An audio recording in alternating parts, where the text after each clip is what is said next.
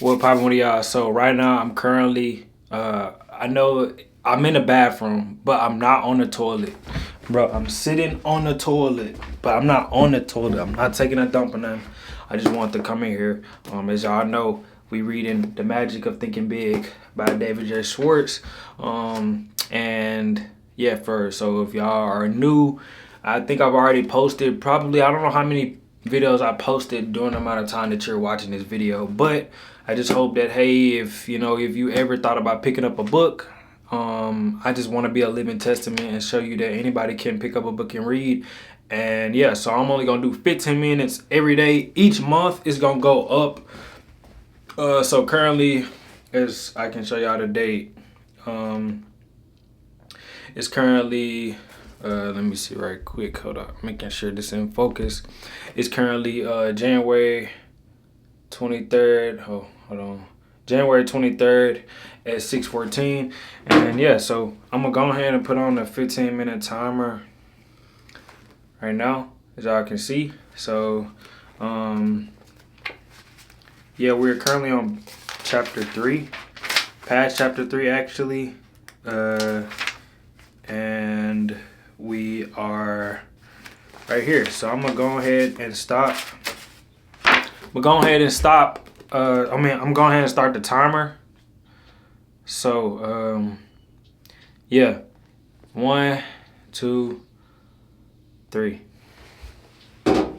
So we're on page 53 and we are in the 3rd chapter, and it says build confidence and destroy fear. So yeah, it says, I don't believe your job will be insecure after you take some affirmative action to get those sales figures on the rise. But just in case, it's good enough to have an offer or two.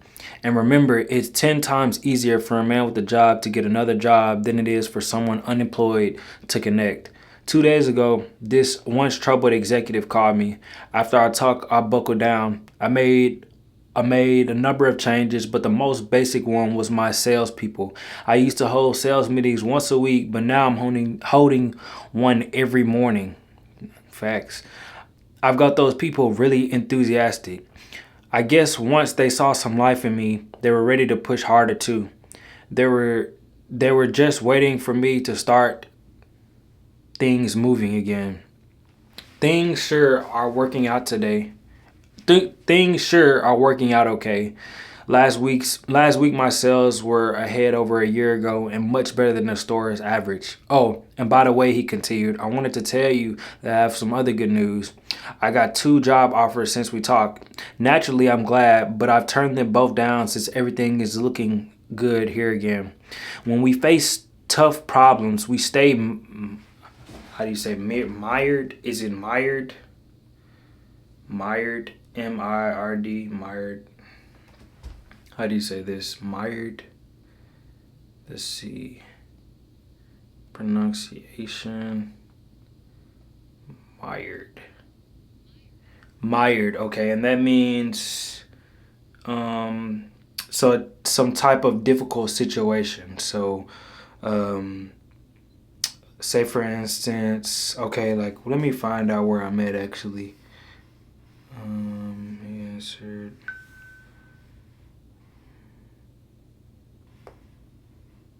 Hold on, y'all. Give me a second. I'm tripping. Connect, Meyer. Bro, I done lost my place, y'all. My bad.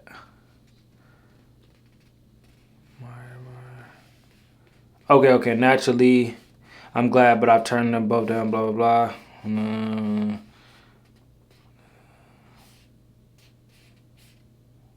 Oh, when we face tough problems, we are mired in the mud until we take action. So if y'all don't know, mired means,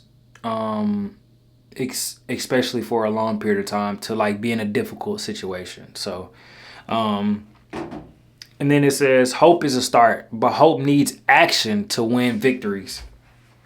Put the action principle to work. Next time you experience big fear or little fear, steady yourself, then search for an answer to this question.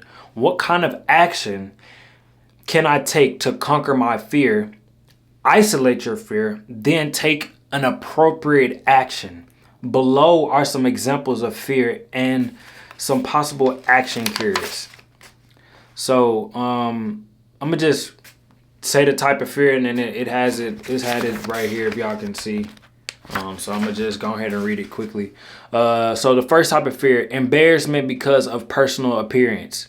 Improve it. So that's the type of fear, and the action behind that would be to improve it. Go to the barbershop or beauty salon, shine your shoes, get your clothes clean and pressed, and in general practice, better grooming. And then it says it doesn't always take new clothes for that. And then it says, do I have to read? I read it. Fear of losing an important customer. The action would be work doably hard to give better service. Correct anything that may have caused customers to lose confidence in you. Number 3, the fear is fear of failing an examination. The action would be convert worry time into study time. Facts. Number 4, fear of things totally beyond your control. Turn your attention to relieve the fear of others. Pray. Facts. Stay prayed up. Number 5, fear of being physically hurt fear of being physically hurt by something you can't control, such as a tornado or a airplane out of control. Switch your attention to something totally different. Go out in your yard and pull up weeds. Play with your children. Go to a movie. Number 6, fear of what other people may think or say. Make sure what you plan to do is right, then do it. No one ever does anything worthwhile. Fear of making an investment or purchasing a home. Analyze all factors, then be decisive. Make a decision and stick with it, and trust your own judgment. Number 8, fear of people. Put them in proper perspective and remember the other person is just another human being pretty much like yourself. All right, so it says use this 2-step procedure to cure fear and win confidence. Number 1, isolate your fear, pin it down, and determine exactly what you are afraid of. Then 2, then take action. There is some kind of action for any kind of fear. And it says, and remember, hesitation only magnifies the fear. Take action promptly and be decisive. Much lack of self-confidence can be traced directly in a mismanaged memory. Your brain is very much like a bank. Every day you make those deposits in your mind bank. These thought deposits grow and become your memory. When you settle down to think or when you face a problem, in fact, you say to your memory bank, what do I already know about this? Your memory bank automatically answers and supplies you with bits of information relating to this situation that you deposited on your previous occasions. Your memory then is base supplier of raw material of your new thought. The teller in your memory bank is tremendously reliable. He never crosses up. If you approach him and say, Mr. Teller, let me withdraw some thoughts I deposited in the past, proving I'm inferior to just everybody else, he'll say, certainly, sir. Recall how you failed 2 times previously when you tried this. Recall what your 6th grade teacher told you about your inability to accomplish things. Recall what you overheard some of your fellow workers. Recall what you overheard some of your fellow workers saying about you, and recall, and on and on, Mr. Teller goes, digging out your brain thought after thought that proves you are inadequate. But suppose you visit your memory teller with the request, Mr. Teller, I faced a difficult decision. Can you supply me with any thoughts which will give me reassurance? And again, Mr. Teller will say, certainly, sir. But this time he delivers thoughts you deposited earlier that you can succeed. Recall the excellent job you did in a similar situation before. Recall how much confidence Mr. Smith placed in you, and recall what your good friend said about you. Recall, Mr. Teller, perfectly responsive. Let you withdraw the thoughts deposit you. Let you withdraw the thoughts. Let you withdraw the thought deposits you want to withdraw. After all, it is your bank. Here are 2 specific things to do to build confidence through efficient management of your memory bank. All right, so number one, deposit only positive thoughts in your memory bank. Let's face it squarely. Everyone encounters plenty of unpleasant, embarrassing, and discouraging situations. But unsuccessful and successful people deal with these situations in different opposite ways.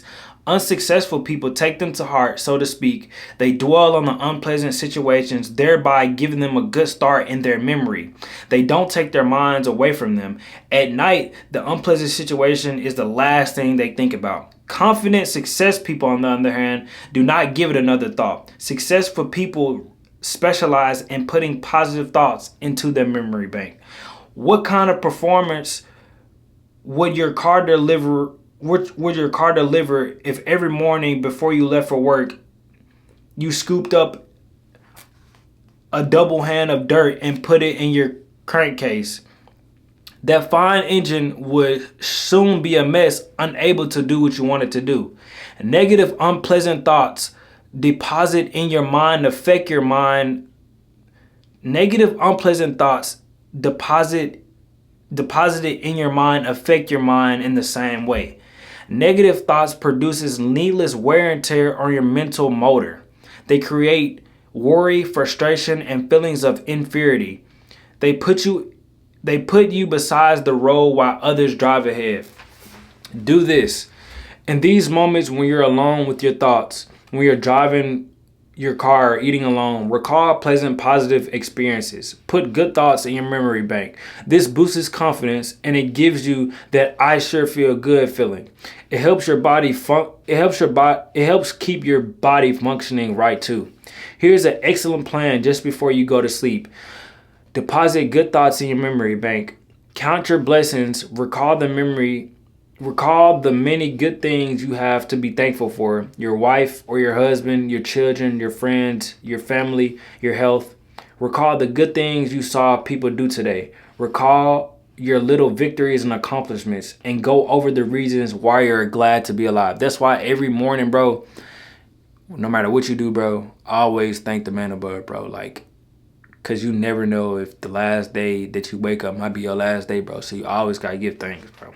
And number two, withdraw any positive thoughts from your memory bank. I was clearly associated several years ago in Chicago with the firm of psychological consultants. They handle many types of cases, but mostly marriage problems and physiological adjustment situations, all dealing with mind matters. One afternoon as I was talking with the head of the firm about his profession and his techniques for helping the seriously maladjusted.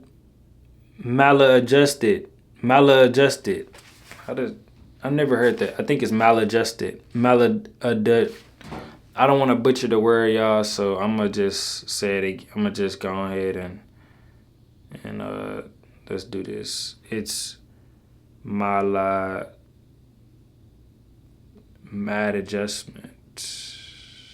How do you say this?